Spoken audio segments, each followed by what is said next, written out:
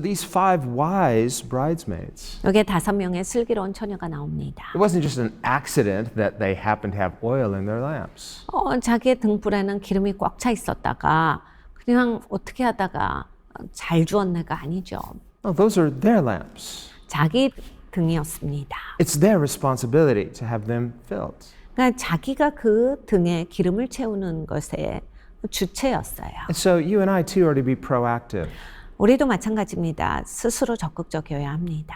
Thinking ahead, not just as a matter of duty, but your heart is into it because it's your treasure. 그리고 정말 내 마음이 가 있어야 돼요. 보물이기 때문에 내 마음으로서 하는 거지 할 수 없이 해야 된다. 의무감으로 하시는 게 아니셔야 하겠습니다. Whenever somebody's really excited about something, you're just going through, you're preparing, you're thinking, you're making sure, okay, going through your checklist. 우리가 어떤 것에 대해서 기대가 있고 신하면요. 정말 리스트를 짜놓고 엄청 열심히 합니다. 왜냐하면 기대감이 있기 때문에 누가 하라는 소리를 안 해도 내가 막 신나서 그것에 대해서 더 집중해서 봐요. Because your heart's into it. 마음이 가 있거든요. Well, our hearts are to be engaged with Jesus. 우리의 마음이 예수님께 인게이지 돼 있어야겠습니다. These bridesmaids, the wise ones, they're not thinking about something else. That's why they're prepared. 여기에 신부 들러리가 나옵니다. 슬기로운 자들은 그것에 마음을 쓰고 있었기 때문에 준비를 한 거예요. Now, in the Jewish wedding, 유대 결혼에 있어서는 there would be two parts. 유대 웨딩은 이렇게 두 순서로 구성이 되어 있습니다. 그러니까 결혼식이 있고 잔치가 있어요. The same way we do today. 우리가 하는 예식과 비슷합니다. First, there is the wedding ceremony, 우리도 결혼 예식을 먼저 드리죠. where the vows are exchanged. 거기서 이제 서로 서약도 하고 The minister pronounces them husband and wife. 그리고 성혼 선포도 있습니다. And then afterwards, they move to another location and have the wedding banquet. 그리고는 우리가 다른 장소로 가서 잔치를 벌입니다. Everybody's celebrating together. 그래서 다 같이 이제 축하하지요. Well, this was true in the Jewish wedding in Bible times too. 성경에 쓰여졌던 그러한 고대 사회의 이스라엘도 마찬가지입니다. Now, in our culture, in our context, even before the wedding, there is the engagement. 우리 문화를 보면 이제 결혼식을 하기 전에 약혼이라는 것이 있습니다. And in the Jewish culture, they had this too. 유대 전통에도 이것이 있습니다. So in our culture, when a couple get engaged, they're not yet married. 우리의 문화를 보면 약혼을 했다, 결혼한 사이는 아닌 겁니다. And if the engagement were somehow broken off, it would be sad, but they're technically not married. 사실 뭐 약혼을 했다가 파혼이 되기도 하지요. 슬픈 일이긴 하지만 결혼을 한 것은 아니기 때문에 조금 결혼하고 이혼하는 거랑은 달라요. Well, in Bible times, when the couple got engaged, it was a little bigger deal than it is modernly. 내 성경에 쓰여졌던 고대 사회에서 약혼이 파기된다라고 하는 것은 우리가 생각하는 개념보다 훨씬 더 좀 무게가 있는 일이었습니다. So when he would ask her and she would say yes, now they're engaged, but it is a stronger bond than it would be modernly. 그러니까 이렇게 약혼을 해서 정혼한 사이는 그냥 약속을 했다, 결혼할 거라고 그렇게 우리가 정해놨다라는 그러한 것보다 훨씬 더 이게 묶이는 개념이에요. Just like in a modern context, after engagement, the couple doesn't come together physically. 우리가 현대 사회에 있어서도 약혼을 했다라고 해서 합방을 하진 않습니다. But in the biblical times, once they were engaged, even though they didn't come together and consummate the relationship, they were considered technically married.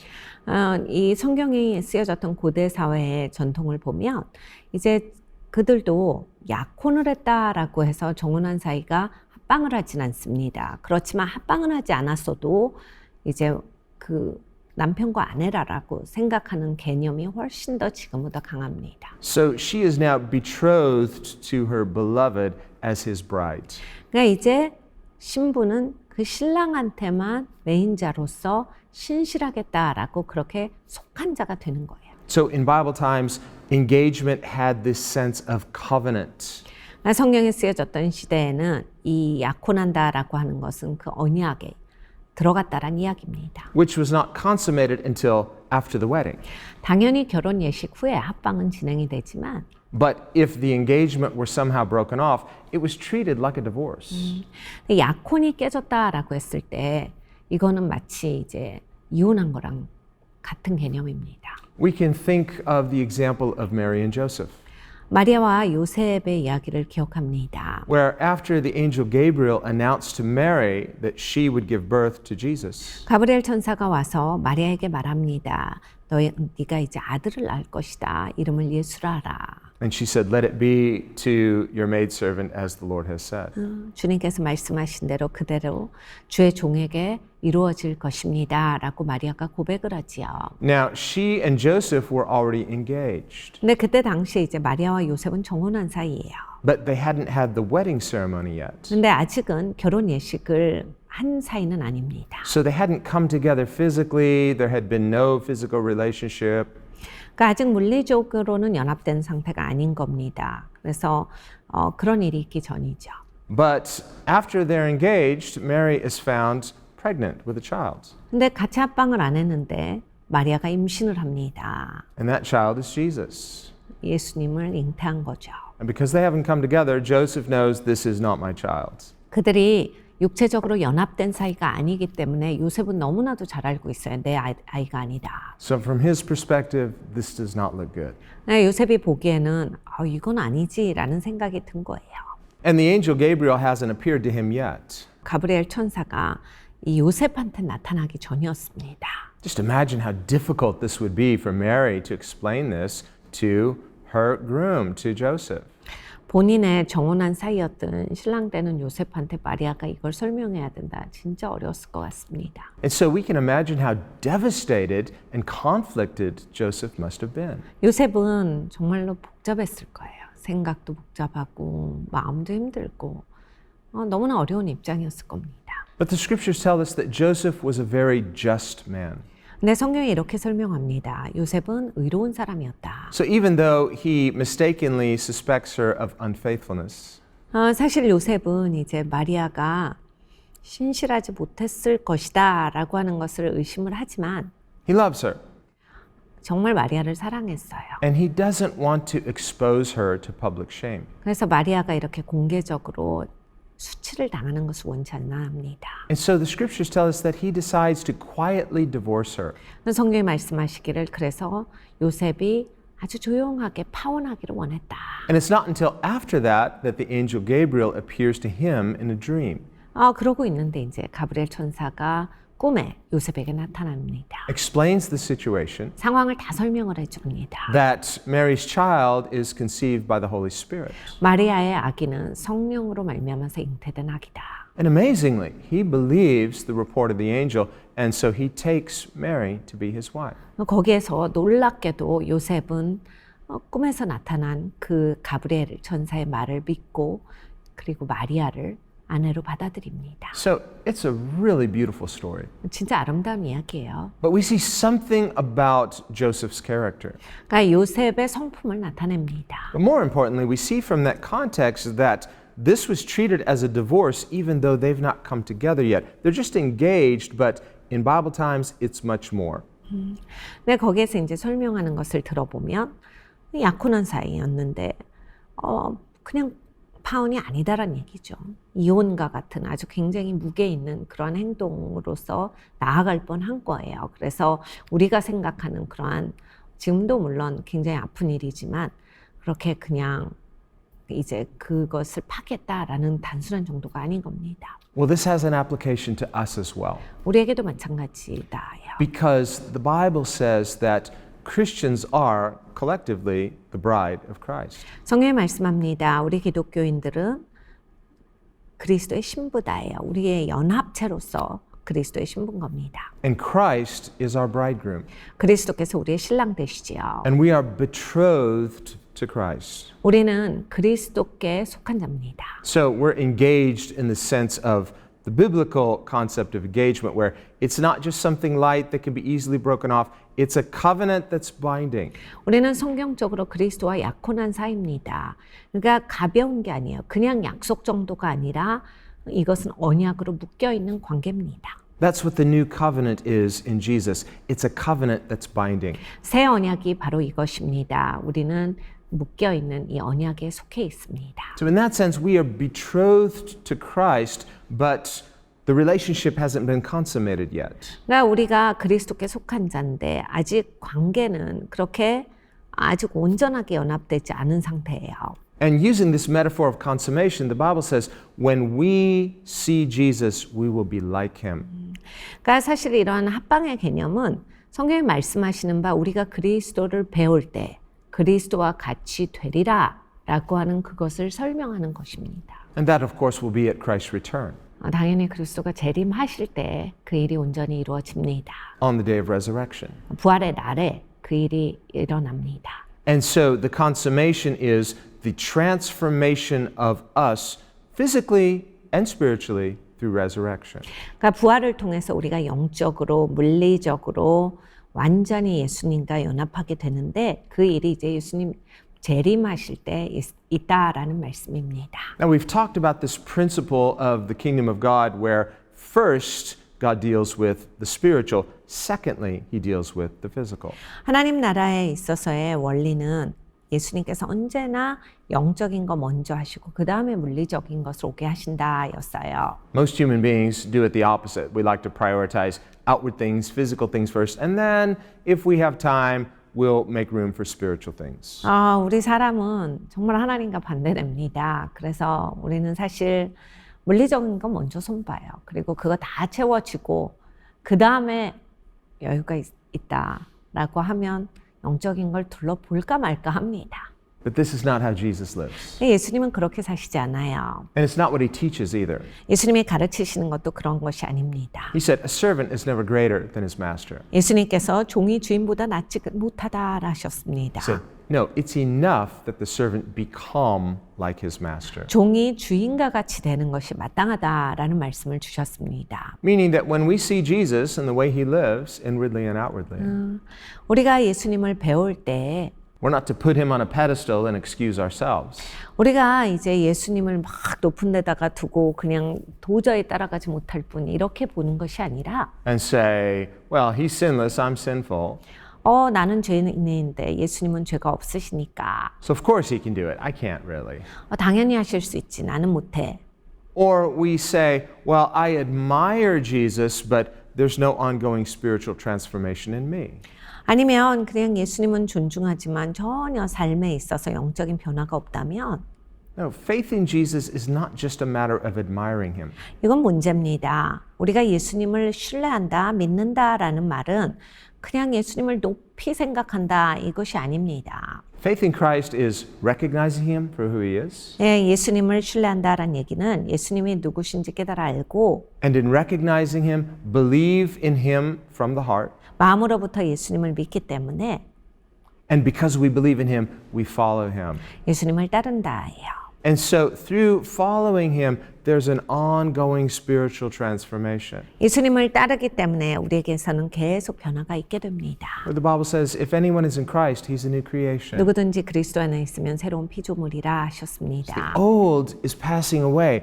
All things are becoming new. 이전 것은 지나갔으니 보라 새 것이 되었도다.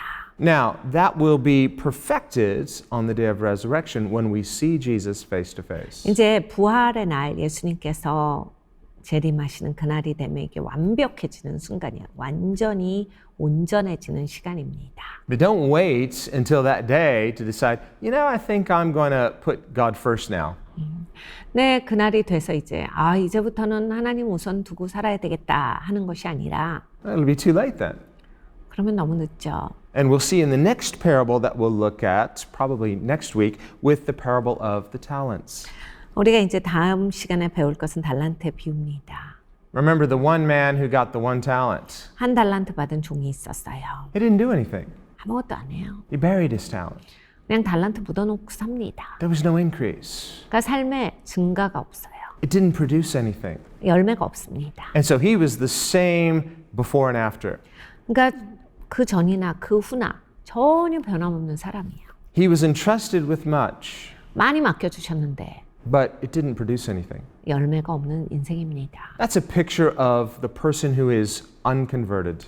그러니까 사실 바뀐 것이 없는 사람의 모습이에요. There's no before-after story. 그러니까 인생에 있어서 전과 후의 이야기가 다를 바가 없는 사람의 모습입니다. They're essentially the same person by nature at the end that they were at the beginning.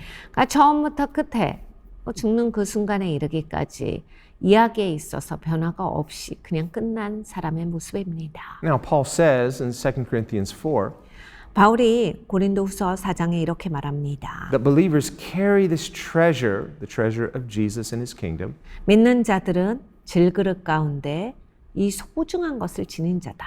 in a jar of clay. 그러니까 질그릇 가운데 이 보배를 지닌 자다. Meaning the outward is not the priority because it's just clay. 그러니까 여러분 이제 겉모습은 그렇게 볼품이 있지 않다라는 얘기예요. 질그릇이니까요. Outwardly not impressive. 흙으로 만든 그릇인데 뭐 그렇게 멋있진 않죠. No, the priority is the inward, the spiritual. 그러니까 중요한 것은 영적인 것이다. And again, this is how Jesus lived. 예수님이 그렇게 사셨습니다. He didn't come trying to outwardly impress. 예수님께서 다니시면서 막 그런 좋게 보이는 것 그것만 신경 쓰고 사신 분이 아니에요. He came in humility. 겸손하게 오셨고 And so we too, as Christians, we are to prioritize Jesus and his kingdom as our highest treasure. 우리가 예수님 나라의 일원입니다. 우리에게 가장 소중한 것은 하나님의 나라예요. 그것을 가장 소중히 여기는 사람으로서 살아가야겠습니다. Paul elsewhere says, though our outward man is fading away, yet our inward man is being renewed daily. 사도 바울이 이렇게 말합니다. 우리의 겉사람은 날마다 후퇴하나 우리의 속사람은 날마다 새로워지느니라. That's speaking of spiritual growth. 영적인 성장을 말씀하시는 거예요. Spiritual growth is not just a matter of linear time passing. 영적인 성장은 시간 가면 다 되지 않습니다. There are people who have been Christians for years, 기독교인으로서 너무 오랫동안 사셨지만 and yet maybe they're not growing as fast as they could or should. 자기가 마땅히 자라나는 그러한 속도에 못 미치시는 분들이 있죠. 그리고 자랐어야 되는데 자라지 않았을 경우가 있습니다. And there may come along a person, they're newly converted, they're a new believer, 그런데 이제 새신자들을 맞이해서 but because there's a hunger, 하나님을 지금 만나신 분들은 또 이제 배고픔이 있어요. there's a passion, 열정이 있습니다. there's an excitement, 너무나 신나요. there's a treasuring. 그러니까 정말 보물을 찾았다 이것이 있거든요. Again, Jesus says, wherever your treasure is, that's where your heart will be. 예수님께서 말씀하신 그대로 보물이 있는 곳에 마음이 있다 하셨습니다. So as jars of clay, 질그릇으로 if the treasure in us is Jesus and his kingdom, 우리 안에 우리가 지닌 보물이 예수님과 예수님의 나라라면 that's where our heart's at. 우리의 마음이 거기에 있잖아요. You can't really hide it. 어떻게 숨깁니까? Remember, Jesus said, a city on a hill cannot be hidden. 예수님께서 이 산 위에 있는 그러한 도시를 숨길 수가 없다. People love to talk about what they love. 사람들은 자기가 사랑하는 것을 당연하게 얘기하게 됩니다. So if you love Jesus, he's just going to naturally come out. 그러니까 예수님을 사랑하면 어떻게든지 예수님이 나와요. But if a person loves something else more, 그런데 이제 다른 것을 더 사랑하면 then probably that's what will come out. 이제 그것이 나오게 됩니다. And these are things we can't fake or try to work up. 우리가 이러한 것은 막 그런 척할 수도 없고 뭐 흉내내 볼 수도 없는 것들이에요. It's just either a reality or it's not. 진짜로 그렇던지 아니던지 둘 중에 하나입니다. So the key is we really need to see Jesus for who he is. 이 열쇠는 무엇이냐면 예수님을 진짜로 그대로 봐야 한다예요. We need to get to know him this side of eternity. 우리가 저쪽으로 가기 전에 이 땅에서 꼭 예수님을 진짜로 발견해야 합니다. And if you and I can learn to love him now for who he is, you will love him that way for all of eternity. 여러분과 제가 예수님을 진짜로 발견하고 진짜 사랑하는 것을 배운다면 영원토록 쭉 이제 가는 거예요. If we love him like that now, 지금 그렇게 예수님을 사랑하셔야 합니다. there's a light inside of you. It's Jesus. It's his love. It's your love for him too. 우리가 예수님을 사랑하는 마음이 있으면 빛이 우리 내면에 있습니다. 그리고 예수님이 또 그렇게 우리를 사랑하세요. Our love for Jesus doesn't come from us. 우리가 예수님을 사랑할 수 있는 것도 우리로부터 나오는 것이 아닙니다. John writes here in his love, not that we loved God, but that he loved us. 요한 사도가 우리에게 말해줍니다. 우리가 주를 사랑하는 것은 우리가 주를 사랑한 것이 아니요 주께서 우리를 사랑하셨기 때문이다. Rather, John explains we love God because he first loved us. 하나님이 먼저 우리를 사랑하셨기 때문에 사랑할 수가 있게 된 것이다. So love for God is our natural response to receiving God's love. 그러니까 우리가 하나님을 사랑하는 것은 하나님의 사랑을 받았기 때문에 나오는 행동이에요. Not just receiving his love initially when we're saved, 우리가 구원받을 때만 하나님 사랑을 받는 것이 아닙니다. but receiving his love daily. 매일매일 하나님 사랑 받죠. Jesus taught us to pray, give us this day our daily bread. 예수님께서 날마다 일용할 양식을 주옵시고 이렇게 기도하라 하셨어요. He's speaking not primarily of physical provision. Remember, first the spiritual. He means the love of God. 예수님께서 물리적인 것을 이렇게 날마다 구해라 라고만 말씀을 하신 게 아니죠. 언제나 예수님의 원칙을 생각해 봐야 합니다. 예수님은 영적인 것을 우선순위에 둬라 하셨어요. 그러니까 날마다 영적인 것을 구하며 또 물리적인 것도 같이 가는 것이다.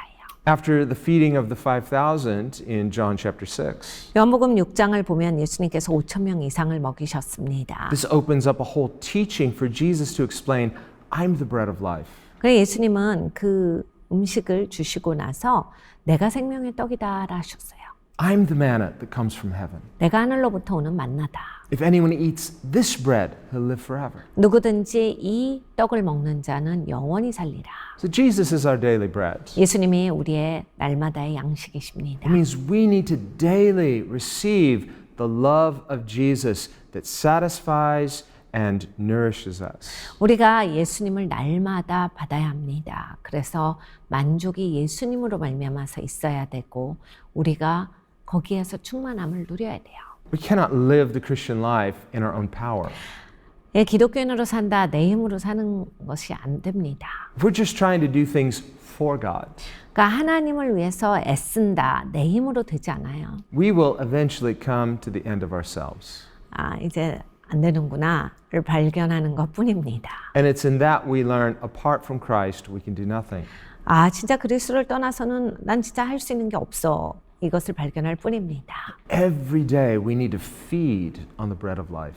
우리는 날마다 생명의 떡으로 채워져야겠습니다. Feed on his goodness. 하나님의 선하심으로 채워져야겠습니다. Feed on his love, his grace. 하나님의 사랑으로 채워져야겠습니다. 하나님의 은혜로 채워져야 합니다. Of course, we commemorate this whenever we have communion as a church. 우리가 교회로서 성찬을 나눌 때마다 이것을 기억합니다. But in an extended sense, Jesus says this is to be a daily encounter with the love of God. 그런데 예수님께서 우리에게 가르쳐 주신 것을 보면 너희가 날마다 하나님을 그렇게 친밀하게 만나라. 그리고 하나님으로 채워져라 하셨어요. And not just once in the day and at some point of time, but throughout the day. Am I abiding in him?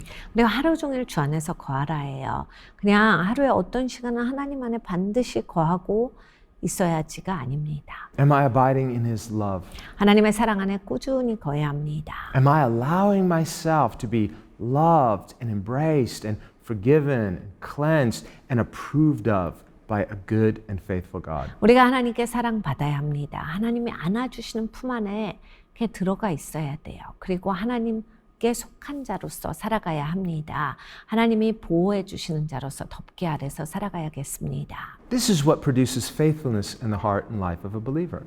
이제 그럼으로써 우리의 마음에도 신실함이 싹트기 시작해서 사람이 이제 신실하게 됩니다. It's just like in the employer-employee example. 직장에 가서도요. The employee gets that job. It's a picture of grace, favor. 이제 직장에 붙는다. 직장이 그런 제안을 해줬다. 너무 이제 그 은총이 있는 거죠. 그리고 은혜를 받은 거예요. They didn't work for it. It was offered to them.